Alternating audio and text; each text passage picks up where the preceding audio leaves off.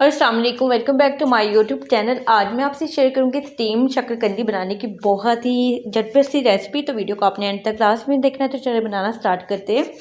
तो सबसे पहले मैं यहाँ पर आपको वैसे यहाँ पर बता रही हूँ क्योंकि मैंने ऑलरेडी ये रेसिपी पहले बना ली थी, तो मैंने सोचा कि आपको मैं ये बता दूँ। तो यहाँ पर मेरे पास मैंने एक कढ़ाई ली है, उसमें तकरीबन मैंने आधी कढ़ाई जो था पानी मैंने उसे भर लिया था। उसके ऊपर मैंने इस तरह से स्टीमर रख लिया था।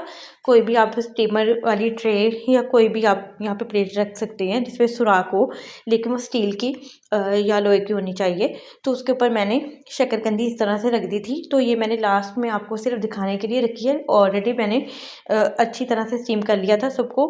तो यहाँ पर आपने इसको कवर करके तकरीबन आपने 15 मिनट मीडियम आंच पर रख देना है। 15 मिनट में आपकी जो शकरकंदी है बहुत अच्छी यहाँ पर स्टीम हो जाती है।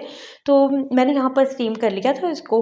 तो पानी आपने फुल ऊपर तक नहीं भरना, थोड़ा कम रखना है पानी। जितना बर्तन है उससे हाफ़ आपने पानी रखना है, या हाफ़ से भी थोड़ा सा कम रखेंगे। तो यहाँ पर हमारी जो शकरकंदी अच्छी तरह से यहाँ पर स्टीम हो गई थी। मैंने 15 मिनट दिए थे। तो 15 मिनट के बाद हमारी बहुत ही ज़बरदस्त से यहाँ पर शकरकंदी स्टीम हो गई है। और स्टीम करने से ये होता है कि शकरकंदी में मिठास रहती है, वो बिल्कुल भी फीकी नहीं होती। अगर हम इसे बॉयल करते हैं तो ये फीकी हो जाती है।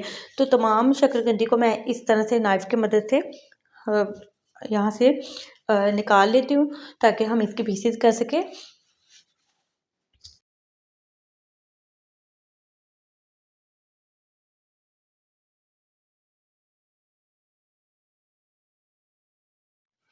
तो यहाँ पर तमाम शकरकंदी को मैंने निकाल लिया था। निकालने के बाद इसको मैं कट करके आपको दिखाती हूँ। अभी बहुत ज़्यादा गर्म है, कोशिश करेंगे थोड़ा सा ठंडा होने पर आप इसको कट करें।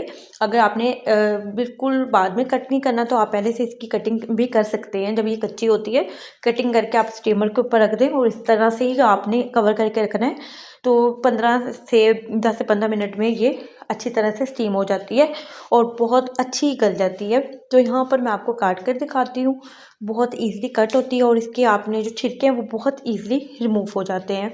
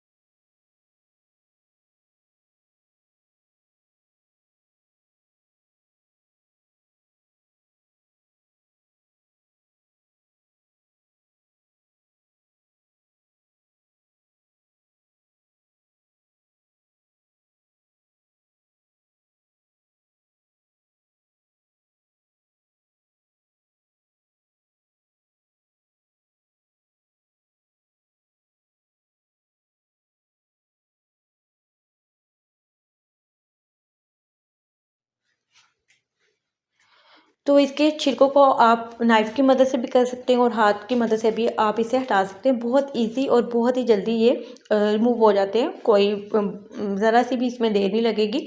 तो तमाम छिलकों को मैं इसी तरह से रिमूव कर लूँगी।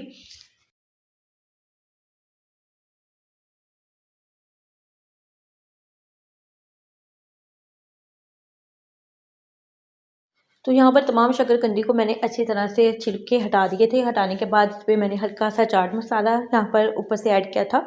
ऐड करने के बाद आप इसमें लेमन जूस भी ऐड कर सकते हैं और इसके अलावा आप इमली का जो पानी होता है वो भी इसमें ऐड कर सकते हैं। लेकिन मैं यहाँ पर ऑरेंज का जूस इसमें ऐड करूँगी, इससे ये कि बहुत ज़्यादा अच्छा फ्लेवर आएगा और बहुत ज़्यादा थोड़ा-सा खट्टा-मीठा इसमें टेस्ट होता है। तो बहुत ही ज़बरदस्ती इसमें जब हम ऐड करेंगे तो बहुत ही अच्छा फ्लेवर आएगा।